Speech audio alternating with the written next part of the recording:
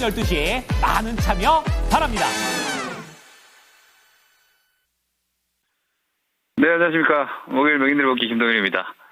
제가 오늘 교통 사정상 화상으로 진행을 하게 됐습니다. 오늘 시장은 여러분들 보셨다시피 기본적으로 우리 시장이 지난 계엄 사태, 12.3 계엄 사태의 매물이 오히려 강매물이 소화된 양상이 그대로 좀 보여지고 있습니다. 지난 12월 3일을 저점으로 그리고 탄핵 시점에 한번 헤드앤숄더 형태의 패턴을 이렇게 만들고 미국 시장이 관세 우려라든지 여러 가지 노이즈들에 불구하고 딥시크 사태 이런 미증시를 좀 흔들었던 그런 악재들을 오히려 우리 시장은 좀 이겨내면서 좀 반사 이익을 오히려 좀 받고 있는 그런 양상들이 좀 계속되고 있다고 보시면 될 것 같습니다. 제일 일단 첫 번째로 체크해 봐야 될 내용이 우리 시장의 기술적으로 지수 움직임을 보더라도 코스닥 지수가 제가 늘 말씀드리는 이 120일 이동평균선, 늘 제가 종목의 경우에는 120 이동평균선이 실적선 이렇게 볼 수 있습니다.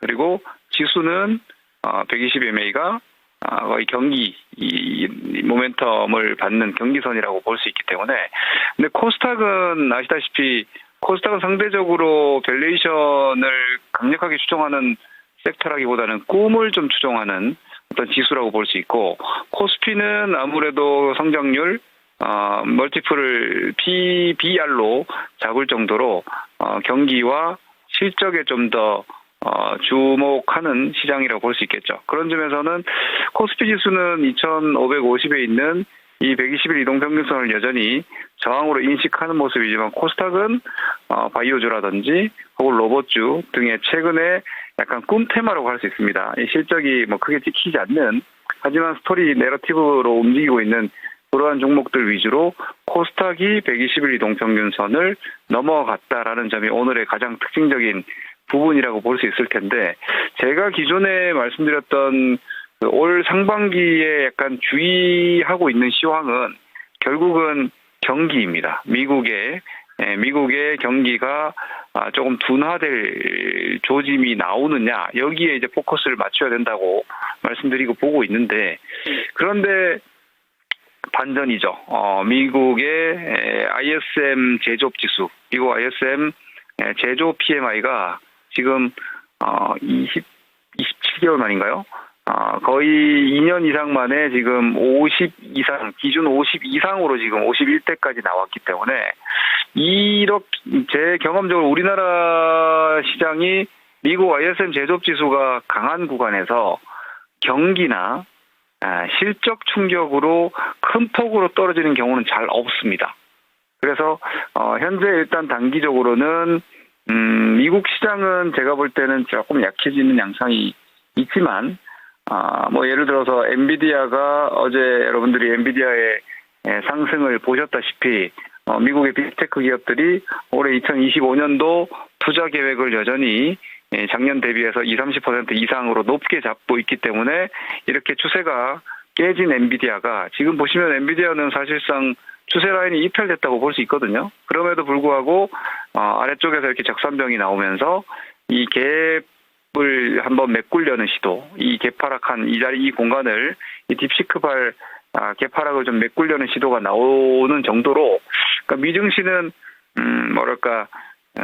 유동성이 아직까지 이탈하는 양상까지는 아니지만 고점을 경신하는 정도도 아니다. 이렇게 보면 당분간 미국 시장은 제한적인 박스 양상으로 갈 가능성이 높습니다.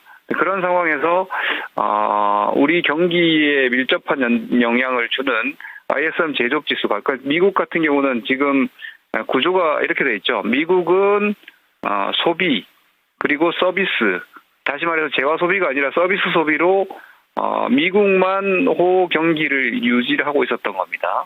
그런데 ISM 제조업 지수가 잘 나와주는 양상이 되면은 우리나라에서도 현재 수출 모멘텀이 단기적으로 지난 1월달에 부진했던 것들을 좀 개선하면서 나타날 수 있는 요지가 있기 때문에 이렇게 될 경우에는 이런 제조업 제조업, 재화 쪽에 대한 회복세가 일시적으로나마 나올 수 있습니다. 이런 경우에 우리 시장은 잘 망가지지 않습니다. 그렇게 보면 당분간 시장은 2,400대를 아직 무너뜨리지는 않는다라고 보시면 시장 지수가 위쪽으로 올라봐야 2,600대 정도이기 때문에 지수를 기준으로 위쪽으로 업사이드를 강하게 공략을 하시고 이런 시장은 아니지만 최근에 움직이고 있는 양상처럼 종목별로는 틈틈이 시세가 나올 수 있는 그런 정도의 시황 국면이라고 일단은 판단하시고 종목 전략을 잡으시면 될 것 같습니다.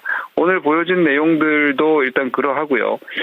이런 그 시장 큰 틀, 지수를 이제 예를 들어 현재 구간의 지수를 좀 더 명확하게 정리하자면 2,400 쉽게 무너뜨리지 않고 그렇지만 121선 넘어서 200일선 넘어서 대세 상승으로 갈 수 있는 그런 국면은 아니기 때문에 코스피는 2,400에서 2,600 정도 이렇게 좀 널찍하게 이렇게 밴드를 잡고 요 구간에서의 등락은 지수나 시장 양상 때문에 여러분들이 어떤 큰 의사결정을 할 필요는 없는 상황이 되는 겁니다. 주식을 전격적으로 급하게 매집을 한다거나 혹은 가지고 있는 주식들을 마구 던져야 된다거나 그런 대응까지는 필요가 없지 싶고 코스닥 같은 경우에도 당분간 700선을 크게 훼손하지 않는 양상 그리고 업사이드로는 현재 실적이 아니라 약간 꿈을 보면서 움직이는 양상들이 코스닥에서는 아직도 유지되고 있기 때문에 한 750 내지는 760 정도의 요 구간에서의 등락이라고 보면 시장 지수보다는 종목에 집중하면 되겠거니 하고 대처하시면 되겠습니다. 이런 점에서 종목들을 오늘 좀 시간이 지금 한 10분 지났는데 남아있는 시간에 전체적인 업종별 여러분들이 궁금해하실 만한 종목들을 한번 움직임을 체크를 좀 해봐 드리겠습니다. 일단 반도체, 삼성전자를 여러분들이 아마 제일 많이 물려 있는 분들도 계시고 대부분 물려 계시겠죠. 궁금해하실 텐데 이렇게 볼 수 있는 거죠. 삼성전자는 저는 그렇게 생각을 합니다. 삼성전자가 메모리 1등 기업으로서 HBM이라는 현재 AI 메모리를 놓친 거죠. HBM이라는 시장을 삼성전자는 놓쳤다고 볼 수 있죠. 그 삼성전자가 HBM에 침투하는 것이 기본값입니다. 그렇게 되겠죠. 당연히 메모리 1등 기업이기 때문에. 그렇기 때문에 삼성전자는 일단은 제 몫을 못하고 있기 때문에 주가가 여기 있는 것이고 그 자리를 SK하이닉스가 먼저 선제적으로 포지셔닝 했고 삼성전자가 HBM 콜 테스트를 통과를 한다면은 역으로 SK하이닉스는 점유 하락에 대한 우려로 좀 조정이 나올 수 있겠죠. 이렇게 생각을 하면 반도체 메모리 같은 경우에는 지금 전략적인 관점에서 사실 ISM 제조지수 50 넘어가면 반도체는 사실은 매수콜이 뜨기도 합니다.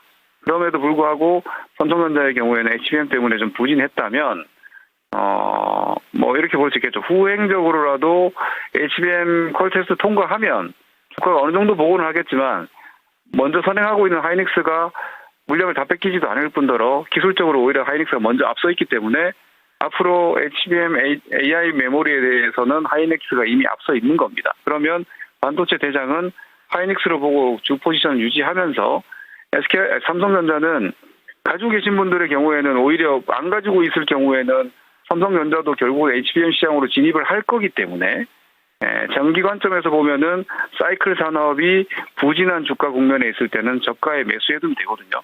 그 관점에서 보면 사실상 삼성전자의 5만 원 선 그리고 5만 원에서 삼성전자가 자사주 매입을 했고 이번에도 여러 가지 내용들 재료 모멘텀들이 5만 원에 나오는 걸 보면 사측에서도 5만 원 방어선으로 두고 있지 않나 싶기 때문에 가지고 계신 분들은 이제 시간의 영역이지 가격의 영역은 아닌 것 같습니다. 그러면 삼성전자를 지금까지 물려 계신 분들도 인내심을 가지고 좀 기다리시는 게 맞고 혹은 너무 답답하시면은 하이닉스가 조정 받을 때 조금 믹스해 보는 것도 괜찮습니다. 예를 들어 삼성전자를 좀 줄여서 하이닉스를 같이 가져가시는 것도 괜찮은 전략이기 때문에 다만 지금의 메모리 산업 자체가 장기적으로는 AI로 인한 전반적인 성장 기대감이 있지만 이 속도나 그리고 마진에 대해서는 앞으로도 여전히 고민될 수 있기 때문에 반도체 AI에 대한 투자는 롱텀으로 가시는 관점으로 생각을 하셔야지 최근에 좀 부진했다고 비관적으로 보고 좀 좋다고 막 너무 낙관적으로 보시기보다는 앞으로의 세상이 AI 시대로 점차 갈 것이고 아직 킬러 콘텐츠가 없지만 그리고 기업들도 그와 관련한 데이터 센터 투자 지속할 수밖에 없기 때문에 결국은 일어날 일이다라고 생각을 하시고 삼성전자나 하이닉스는 중기적 관점으로 접근을 하시는 입장에서 보면 우리 시장도 장기적으로 크게 비관적이지는 않을 것이다. 오히려 제가 걱정하는 올해 한 번의 경기 성장통이 있다면은 중기 조정이 될 테니까 그런 정도의 관점으로 반도체는 좀 더 급하게 지금 서두르시기보다는 오히려 이제는 좀 느긋하게 가시는 그런 마인드가 필요하시지 않나 싶습니다. 반도체 많이들 물려 계실 텐데 단기로 승부가 된다기보다는 크게 보면 여러분들이 들고 계시는 건 잘 하시니까 다른 종목에 괜히 쫓아 들어가셨다가 괜히 가만히 있는만 못한 결과를 만드는 것보다는 이제 와서 삼성전자에 대한 고민을 하시기보다는 기간의 영역이다. 가격이 아니라라고 생각을 하시면 좀 편안하실지 싶고요. 그리고 2차전지는 부진한 흐름을 앞으로도 당분간은 이어갈 수밖에 없습니다. 지금 실적이 당장 좋아질 여건이 아니기 때문에 그러니까 비용을 2차전지는 여러분들께 제가 말씀을 여전히 드리고 싶은 부분은 기대감을 좀 내려놔야 됩니다. 2차전지를 그러니까 우리 투자자도 결국은 인간인데 인간의 어떤 가장 조심해야 되는 심리는 상대적인 상실감입니다. 내가 기대하면 그 기대에 충족시키지 못했을 때는 플랫 시세가 옆으로 갔을 때도 불만족스러워집니다. 다시 말해서 2차전지의 상황은 주가가 많이 떨어졌다 올라가는 것이 아니라 지금의 공급을 수요가 넘어서는 상황이 만들어져야 됩니다. 그러려면 금리가 더 많이 내려가야 되고 자동차 판매가 크게 올라가야 됩니다. 그런 상황들이 만들어지기 전에는 공급 과잉이 지속되고 공급 과잉이 지속되는 동안은 중국의 전기차 업체, 2차전지 업체의 구조조정 그리고 치킨 게임이 계속돼야 합니다. 그러면 결국은 올해 하반기에 가동되는 캐펙스들이 또 비용 부담이 될 수 있기 때문에 아직은 좀 멀리 가야 되는 길이라는 점을 여전히 좀 인지하셔서 너무 무리해서 물 타고 이러시기보다는 시간을 좀 여유 두고 보셔야 될 것 같고요. 그리고 최근에 움직였던 종목들 중에서 테마주들을 조금 제가 이해를 돕는 차원에서 좀 설명을 드리겠습니다. 레인보우 로보틱스가 옵션 행사를 하면서 삼성전자로의 거의 비인수가 모멘텀이 된 시점이 여기입니다. 우리가 주식 투자를 하시다 보면 내가 가지고 있지 않은 주식도 가장 많이 올라가는 종목만 눈에 보이기 마련인데 많은 분들께 사실 로봇주 특히 레인보우 로보틱스는 빛 좋은 개살구일 수밖에 없어요. 왜냐? 레인보우 로보틱스의 시세 출발이 상한가입니다. 시세 출발이 상한가고 이게 사전 정보 유출인 것 같은데 그 전날 이미 15%가 올랐고 다시 말해서 레인보우 로보틱스가 사나흘 만에 우리 시쳇말로 더블을 치고 시작을 했습니다. 여기서 여러분들이 엊그제 13만 원 하던 주식을 오늘 21만 원에 살 수 있는 투자자는 많지 않습니다. 그런데 거기서 시세가 이렇게 더 낮죠. 더 낮습니다. 이걸 샀어야 하는데라고는 미련을 가지실 필요가 없고요. 그런데 이 레인보우 로보틱스의 시세가 만들어낸 현상은 분명히 있습니다. 왜냐하면 여러분들이 주식을 보실 때 이 주식이 테마로 움직이는 시세냐 혹은 실적으로 움직이는 시세냐를 반드시 체크하셔야 됩니다. 테마로 움직인다는 건 무슨 말이냐? 일단 캐시플로우가 없습니다. 그러니까 현금 흐름이 보통 우리가 단기라고 얘기하는 1년 이내에 불가능할 경우에 그건 테마입니다.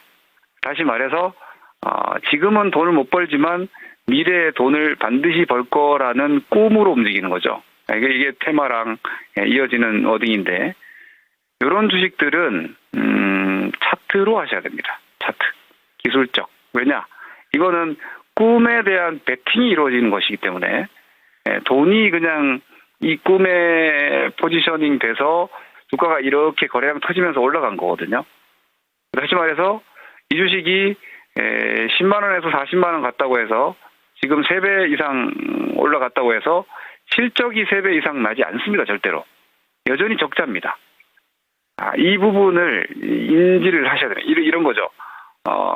지금의 레인보우 로보틱스의 상황과 2023년도 레인보우 로보틱스의 상황이 뭐 크게 다르냐는 겁니다. 여기도 적자. 여기도 적자. 여기도 삼성전자의 지분 매입. 여기 삼성전자의 옵션 행사로 인한 완전한 자회사 편입. 인수, 피인수. 이런 것들인데, 그래서 지금 현재 레인보우 로보틱스가 현금 흐름을 만들어내고 있느냐? 아니죠. 보시면은 저 시세를 줬던 2023년도, 즉 2022년에서 3년에 걸쳐 있을 때도 매출 100억, 130억. 그리고 올해 작년 역시 170억. 여전히 적자입니다. 25년도에 얼마나 과연 휴머노이드로 이익이 날지 모르겠지만, 제가 개인적으로 생각했을 때는 여러분 이런 거죠. 협동 로봇은 오히려 돈이 됩니다. 협동 로봇은 이건 성장성이 그렇게 크지 않습니다. 왜냐하면 이건 자동화 로봇이기 때문에 이미 이건 시장이 형성되어 있습니다. 근데 우리 협동 로봇이 아니라 휴머노이드 이족 보행, 휴머노이드 로봇이죠. 휴머노이드 로봇은 당장 현금 흐름이 나올 수가 없습니다, 여러분. 왜 그렇게 저는 보느냐, 확신하느냐. 쉽게 얘기해서 여러분들 가정에 이족보행 서비스 로봇을 돈을 5천만 원을 주고 누가 사겠습니까, 지금?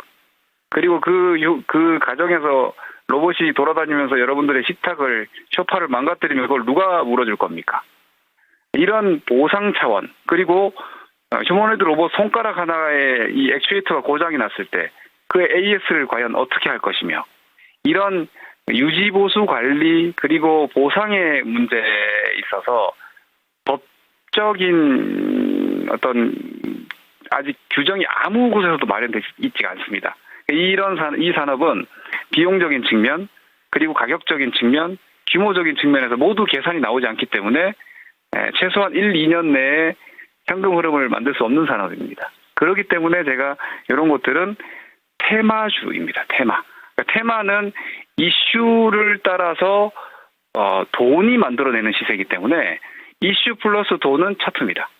그래서 테마주는 이슈와 돈이 만들어낸 시세이기 때문에 기업에 대한 투자가 아니라 주식을 차트로 매매를 하시는 거예요. 이런 종목들은 지금 초보자분들이 앞으로 로봇이 유망하니까 사서 몇 년을 가져간다 그렇게 하시다가는 큰 코 다치고요. 그 2년 3년 갔을 때 어떤 기업이 살아남을지 알 수가 없어요. 그래서 이런 거는 기술적으로, 예를 들어서 단기적으로 급등주 차트 기본은 5일선입니다. 5일선 깨지면 매도, 그걸 딱 끝내버리는 거죠. 혹은 좀 길게 가고 싶다, 21선 따라가시는 거예요.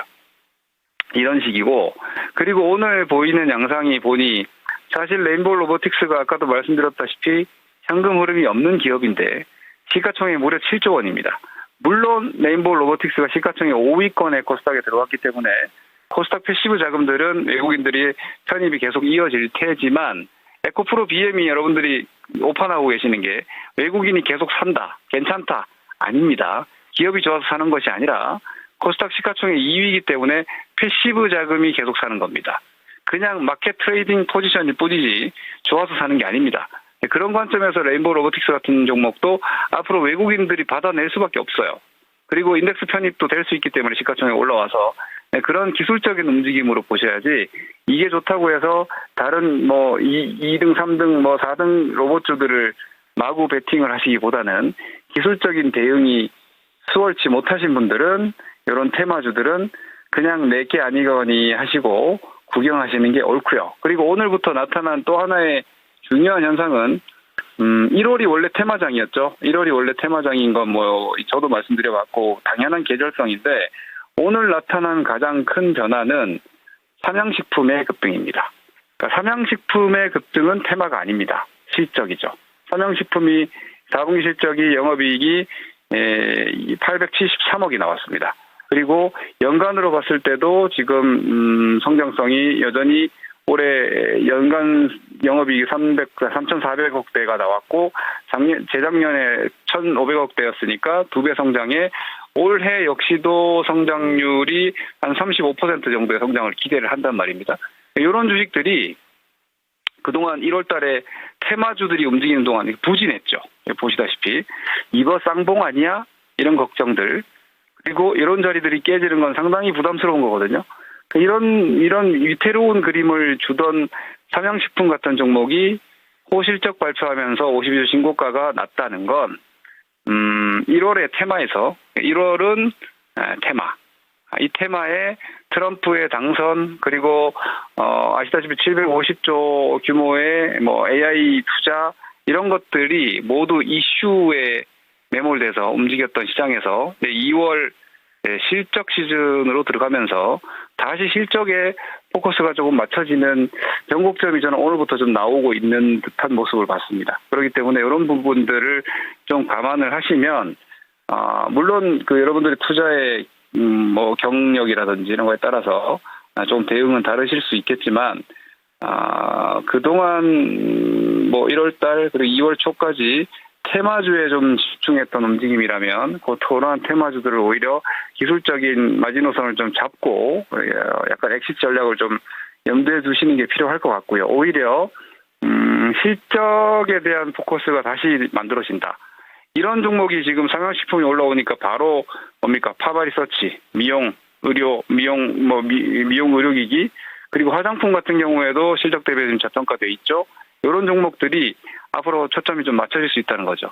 이런 실적에 대한 반응들이 서서히 또 들어온다면은 그동안 테마주 유동성이 실적 유동성으로 다시 이동을 할 수 있다는 점을 좀 감안해서 보시면 되겠고, 그 업종 간에도 차이가 좀 있습니다. 예를 들어 현대일렉이 전력망 안에서 대장군인 전력망 안에서도 HD 현대일렉은 4분기 실적이 좀 부진했습니다. 그러면서 이렇게 떨어졌죠. 그리고 최근에 힘을 좀 못 쓰고 있습니다. 그런데 효성중공업은 예상 상회하는 실적이 발표되면서 오히려 요 변동성 딥시크 변동성을 이겨내면서 위쪽으로 신고가가 나오고 있죠. 이런 부분들이 현재 시장 흐름이 그동안 움직였던 종목의 관성 내지는 수급 혹은 테마 이슈에서 실적으로 차차 넘어오면서 또 순환이 좀 나타나고 있다는 점을 감안하면 전략을 정리하면 이렇습니다. 지수는 무난하다. 지수는 무난한 구간이기 때문에 종목 차별을 계속해서 가셔야 되는데 이 종목 흐름이 테마에서 실적과 밸류 쪽으로 조금씩 이동하는 양상들이 나오고 있으므로 실적이 좋은데 최근에 주가가 부진했던 종목들 뭐 좀 잘 버티시거나 혹은 저가 매수도 괜찮을 것 같고요. 그리고 신규로 단기 유동성이 좀 유입이 된 종목들이 딥시크와 관련한 움직임인데 이 딥시크와 관련해서는 이제 이렇게 보시는 게 맞는 것 같아요. 카카오를 필두로 해서 우리나라가 뒤처져 있던 AI 소프트웨어 산업이 이 딥시크의 오픈 소스로 인해서 조금 빠르게 추격할 수 있는 발판이 만들어졌다. 오픈 AI와의 사실상 좀 아이러니하게도 샘 알트먼과의 방안으로 인해서 AI 협업을 카카오가 체결했지만 사실 딥시크의 오픈소스가 더 좋은 재료입니다. 그래서 이런 부분들을 감안하면 아래쪽에서 이렇게 큰 회전이 나오고 있는 카카오를 필두로 하는 AI 국내 소프트웨어 혹은 컨텐츠 관련한 종목 섹터들이 위쪽으로 당분간은 좀 더 공간이 나올 수 있다는 점은 오랫동안 물려 계셨던 분들에게는 좀 좋은 흐름이 아닌가 싶고 혹은 관련한 종목들에 대한 공략을 고민하고 계신 분들이라면 눌림 조정을 이용한 매매를 하신다라면은 한 단계 정도는 더 레벨 공간이 나올 수 있겠다. 이렇게 병행해서 정리하시면 될 것 같습니다. 결국은 우리 시장이 유동성장이 아직 아니고, 그러니까 금리가 아직 높고 경기 불확실성이 여전하기 때문에 유동성장이 아니다. 그러면 결국은 실적으로 차별화가 된다. 이렇게 생각을 하시면서 종목별 대응 계속 유지하시면 될 것 같습니다. 다음 주에 뵙겠습니다.